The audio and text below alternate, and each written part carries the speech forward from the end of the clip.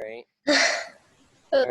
So, all right, we're recording, and I don't see my record. Okay, yep, we're recording. All right, so so a few things first. Yes, I put up a tutorial on how to throw a cast net on Moodle.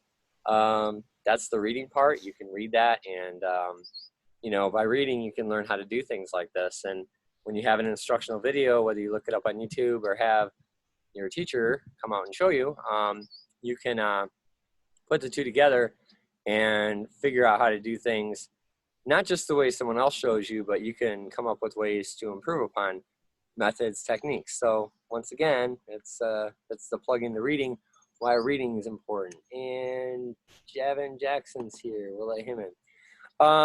Notes, updates. Miss Markham is not having live class for 7th grade tomorrow. She is, I guess we only had a few NTI Gold Star balloons to give out, and we might do it a week from Friday, I guess. We just didn't have enough. So no NTI deliveries tomorrow, no live class. I'm sorry, there is live, right, so we will have live class tomorrow with me, but we won't have, sorry, the NTI deliveries. I was confusing Tuesday and Friday. So that's the updates on the class stuff. Oh, grades. I went in and updated all Moodle grades. I put discussion board grades in, so you can go to the navigation panel and click on grades. And if you have a 0 there, that means you have not done a check-in or something else. The 3 skeleton key quiz is up, but if you're joining these live sessions, you do not need to, oh, hang on, guys. You guys do not need to do that. I'm not going to hold anyone accountable that's doing the live sessions. So, but it is up. And keep an eye out for Dr. Kirby. If he tries to join, give me a shout out. I don't think I can see the. So you can't see the, okay. So participate. I think if you like share the, yeah, like co-host it. But then we can't add them like last time. So, okay. So yeah, you can check on your grades. You can see what's missing. Everything's updated in Moodle. I'm having trouble with the Infinite Campus gradebook. It does not want to do the grading the way we're supposed to do the grading. So what I'm probably going to do is leave the category, or I'm doing a participation grade and a content grade for each NTI week. So 2 grades per week. That means 2 times 9. You're going to have about 18 grades since we left. So I'll be putting that in, and I'm going to have to manually calculate it so that using points, because the weighting won't work in gradebook. So I'm working on that, and that should conclude the updates. So any questions? All right. Before I totally get started, I'll check to see if anyone else is trying to get in. So yes, today is how to throw a cast net. But first, if you are in the subtropics or the Florida Keys, Nassau, Bahamas, South America, anywhere, you'll notice that I don't have normal summer gear to wear here in Kentucky, so I'm wearing what I would wear in Florida, which means I've got my waterproof pants on and I've got my UV skin. That's what this is. This is really to protect from the sun, because sunscreen will not work. If you go out in the ocean all day in Key West, I don't care if you use 100 SPF, you will burn to a crisp. So we wear these UV skins or dive skins, and that's what blocks the sun. And then we have a buff, which has actually been lately my COVID-19 mask, because it's a high quality silk. We put that up on our face to protect our face from the sun and the wind when we're running boats. And the bandana, it's because I'm bald, and if I wear a hat, it gets caught in fishing line, nets, the wind from the boat. It's a bit of a problem. So that's the attire that I wear when I go out in the water. And cast netting. When we go out in the water, when we go fishing, if we were going to go out and do some yellowtailing, we would need bait. And I'm not paying anybody for bait when I can go out and catch it for myself. So I can use a small 6-foot cast net, go out. Usually, like if you can see over there, there's docks. I don't know. See if you guys can see it on camera. You can see the boat and the docks.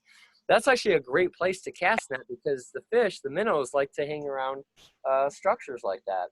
So we would probably come real close to shore because a lot of our boats can run real skinny water. And we'd use our glasses, which are UV. And actually, my daughter did this, and it kind of worked. You can kind of see the UV aspects. Is that working for you guys? Yep. Yeah, you should be able to see into the water.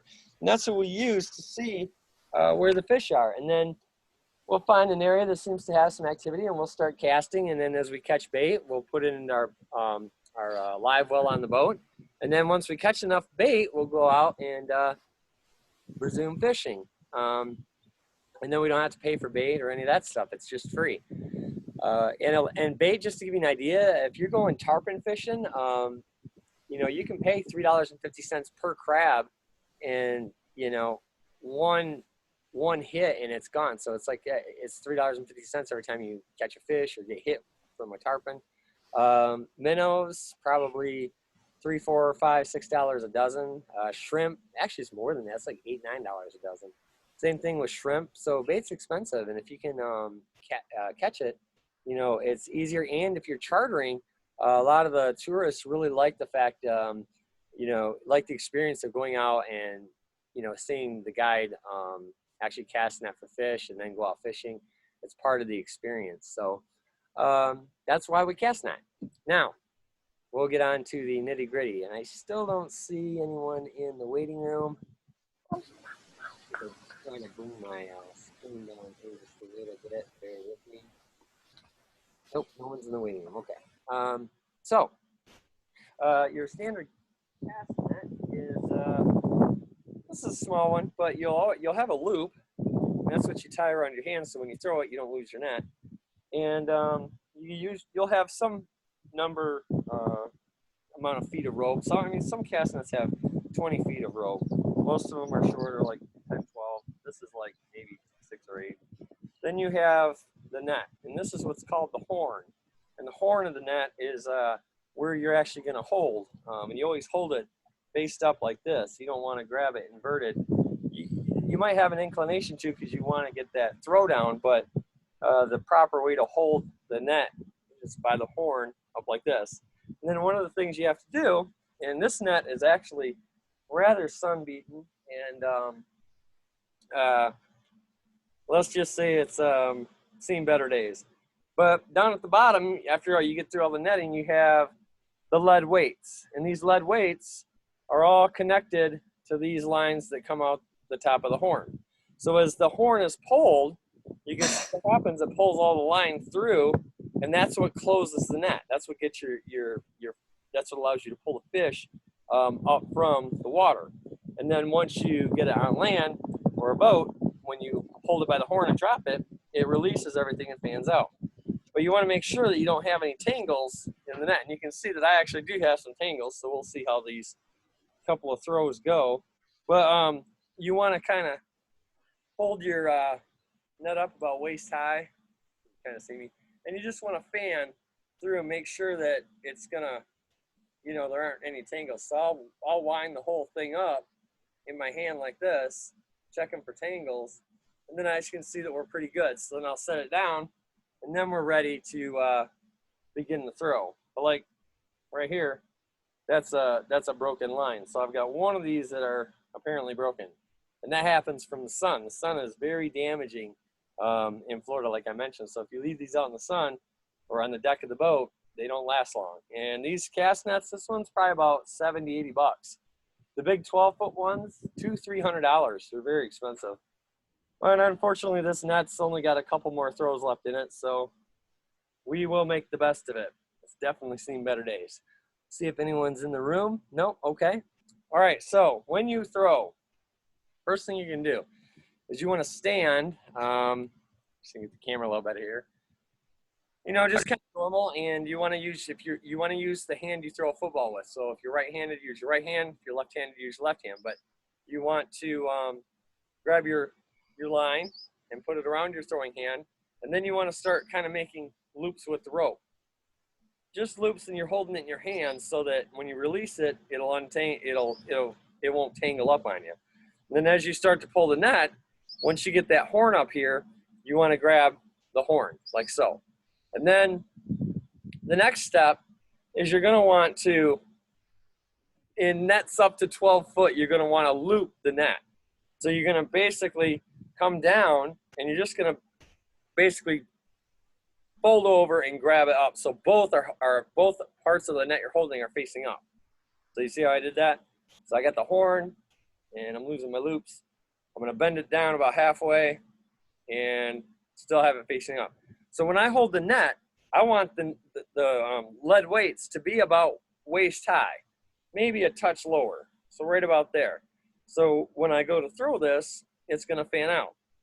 So the third step is to grab about a third of your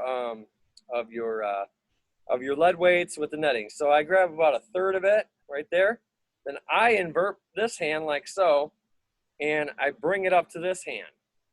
And then I shake it out, and then you can start to see I've got a circle. And this is my technique. Like I said, I can't find anyone on YouTube doing this, but it works really well.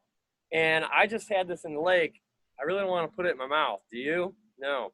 Same thing with the salt waters. You know, you saw in the microscope what is in the water. I'm not putting this in my mouth. But sometimes a lot of Cuban fishermen will wrap it around their forearm, and then they'll grab it with their teeth like this, and they'll do a motion like that to throw it. Well, I find if I just hold it in my hand, I can get the same effect and not have to do that. So, Nasty. we'll start from fresh, but are there any questions? Nasty. Follow everything I said. I got you. That's just nasty, though. Like putting it in your teeth. Right. I guess salt water in deep water, it's not as bad, but this was just in the muck there. So, all right, well, we'll do a demonstration and see if you guys catch it, and then we'll repeat if necessary. So I'm grabbing my line, coiling it up like so until the horn comes up, and hopefully we'll have a good throw right off the bat. It's kind of cutting in and out, and it's kind of hard to hear. I'm cutting in and out. Okay, so I got the horn, and I'm doing my loop, okay? I'm folding down and bringing up. I know I'm off camera, but there we go. Now I'm about waist high. So I'm going to walk out to the water, and I'm going to show you how I do this. So I'm going to grab the parts that I need here, about a third of the lead. I invert my hand, and then bring this part up to my hand. Then I grab the lead and fan it out. So I'm ready to throw now. So we're going to go try a throw, and we'll see how it works. Hopefully, you can kind of see, you know, try to throw where you guys do. All right, so here we go.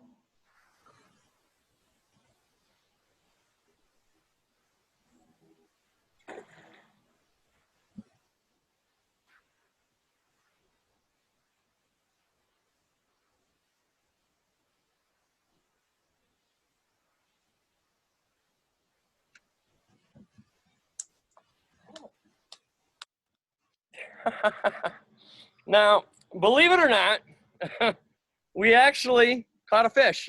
Can you guys hear me okay? Yeah, I can hear you. So we actually netted a little, looks like a little, I don't know, bluegill, crappie. I'll try to get him on camera good there. I'll try to get him on the GoPro too so that the GoPro can see it. So we actually caught a fish. So you see how he's trapped in the net?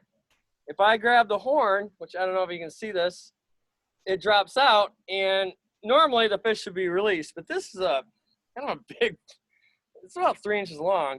He's all tangled up in the net. So when that happens, we have to get him untangled. So the best way to do that is to fan out the net, and oh wow, he's really, really, really in there. Oh, there he goes. So now he's out, and we'll throw him back for bait. Not much of a fighter. All right, so he's a free fish. How about that? That was a good throw. First try, caught a fish, and it fanned out pretty good. Were you guys able to see everything? What? Were you guys able to see the net fan out? Yeah, I could see it. It was like a Yeah, I can see net it. pancake. Yeah. Well, and who was it yesterday that was in here that was wanting to see the cast netting? I don't think they're in here today. That was oh, who was asking about that? It was Nathan? Nathan, yeah. It was Nathan. Well, all right. Should we do one more throw and see what we get? Yeah, do it again. All right, Yeah. let's try it again. We'll see if we can catch another fish. I know, right? Maybe we'll catch a big one. It's probably illegal in Kentucky to do this, but since it's for educational purposes, I think we'll be all right. So again, I'm gonna loop my rope up so that there we go. Looping the rope up. Here comes the horn. Now you noticed when I was pulling it back in, I used steady, consistent pressure on the net. I didn't jerk it. If you jerk it, it can allow fish to escape. You want to keep a steady pull as you bring it back in. I forgot to tell you that. So now I got the horn, bring the horn up, and I'm going to fold down and get my loop, and I'm going to make that go face up, and I'm going to fan it out here real quick at this height to see if I have any tangles. Nothing bad. I mean, honestly, this little net's doing pretty good considering. So I'm tangle free. I'm going to grab a third of the net, and I'm going to invert this hand. That's just my technique. I can't tell you why, but it works. And bring that up here to my other hand.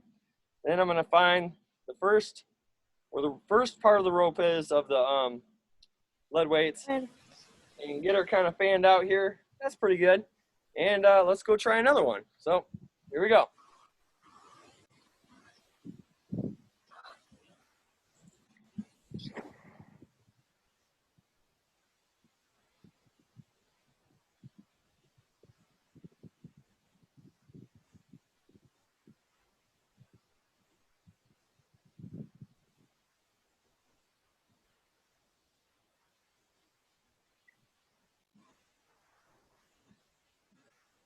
All right, let's see if we got lucky. Well, I'm not seeing anything except some weeds, but being that I just threw this, it doesn't surprise me because I would imagine we would have scared anything away. And it's kind of funny, I'm still reluctant. I'm always careful when I'm going through my net to see what I got, because you could have a scorpion fish, there's the other one. There's a lot of fish that could have spikes or be poisonous, or you could pull up a snake. Who knows what you're going to pull up out of these, you know? So I'm always really kind of careful when I retrieve my net. All right, so I think I'll do one more quick throw. And what's the time looking like here? Oh, good. 146. I'll do one more quick throw. Hopefully I can get this seaweed off my net, and then we'll start to wrap everything up. So again, I got my line, I'm circling, making my loops. And when you've done this a lot, you can get to do it really fast. I'm out of practice. It's been a couple of years since I've actually actively thrown a cast net.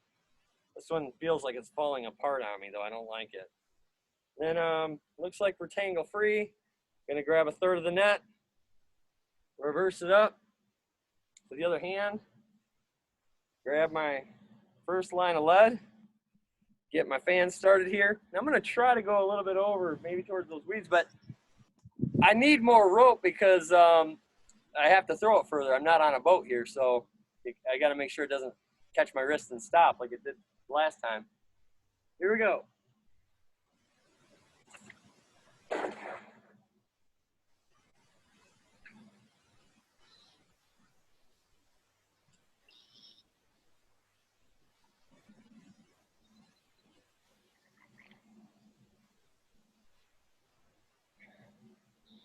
And I think we have successfully We got a twig. got a twig. I think we successfully scared all the fish off, at least out of the shallows here. Now I can release the net. There we go. Probably getting water all over Mrs. P's laptop. She's gonna kill me. And it's pretty clean. I'll hose it off when I get home. The nice thing about freshwater is you really don't have to worry about it other than getting the seaweed out, because salt water is not that damaging. But I can see where my net is definitely starting to break, and that's from the sun. You know, the sun's really, really harsh in Florida. Maybe I'll have to, I'm supposed to go pick up my daughter here maybe at the end of the month. Maybe I can stop in at the bait shop and buy another cast net. So let's end the GoPro. So for the GoPro, that's it for today. And stop that. Okay, and power off. All right, so the GoPro is good. Get the laptop here. You can see I'm all kind of, you get dirty doing this, you know. All right, so that's about toast. Leave that in there. All right, so let's jump back in the truck here. Get the GoPro in there. This way I can see you guys. All right, that is cast netting, and holy cow, I got algae and all kinds of crap all over me. Whew. It's all over my truck. All right, so what'd you guys think? You can type or talk. What'd you guys think? Okay. There's an alarm just go off in my house. That's weird. not good. Oh, it's just Mom's phone. All right. She All right. Well, Shannon just was like, bye. See Bye, ya. Shannon. I hope you guys liked it today. I did record, and I also recorded on the GoPro. I'll put the video up. You can tell your friends to check it out. And I don't know if you can get cast nuts in around here. It seems like they'd be a pretty good idea to, well, I don't know. I don't know if, well, I guess some of the bigger fish like catfish and whatnot would eat the small minnows and pike maybe. Not sure what species of fish you have here, but seems like it would be something relevant to do. And I don't necessarily know if there's any laws against catching bait. You probably can't cast net with the big cast nets to catch, you know, bass and whatever else. But I don't know. It's a fun pastime, and it takes a lot of skill. The bigger the net, the harder it is to throw. The technique I showed you, it's really successful. It's a really good technique. So, all right. Yeah, maybe, who knows? Maybe I was trying to show you guys mortise and tenon and mortise joints with construction yesterday. Maybe Mrs. Parmentier and I should do the Ag Tech Learning Center up here in Kentucky and do things like cast net throwing and fishing and all that stuff as like a summer camp along with the hydroponics, huh? Maybe that's something that we could do. All right. Well, if you guys don't have any questions, I guess that's it for today. No questions? You're just gonna take off? All right, guys. Have a good day. I'll put the recording up after I get home. Bye, guys.